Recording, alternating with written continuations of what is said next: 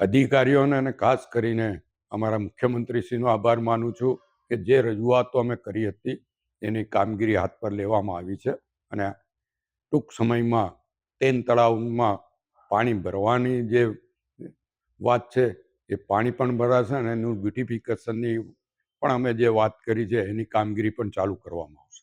હીરા ભાગોળ ખાતે આવેલ ગણભવાની મંદિરનો યાત્રાધામ વિકાસ બોર્ડ દ્વારા કામગીરી હાથ પર લેવાની છે. એના આર્કિટેક્ટની નિમણૂક થઈ ગઈ છે અને એ આર્કિટેક્ટની નિમણૂક થઈ ગઈ છે. એની એનઓસી જે આર્કોલોજી ડિપાર્ટમેન્ટ પાસે લેવાની છે એ બાબતની ચર્ચા થઈ છે. એ ટૂંક સમયમાં આવી ગયા પછી ગણભવાની મંદિરના રિનોવેશનની કામગીરી હાથ પર લેવશે અને ત્યારબાદ તેની પાછળનું જે તળાવ છે તેની પણ કામગીરી હાથ પર લેવામાં આવશે.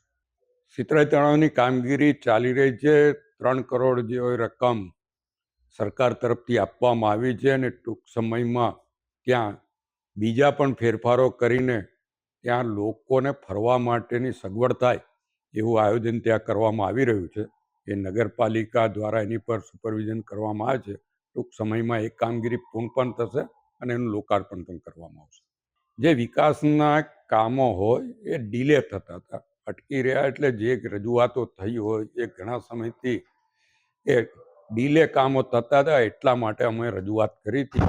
પણ અમને આનંદ છે કે કામગીરીની શરૂઆતો થઈ ગઈ છે અને ટૂંક સમયમાં તમામ અમે સૂચવેલા કામો હાથ પર લેવામાં આવશે અને પૂર્ણ પણ થશે અને લોકાર્પણ પણ થશે.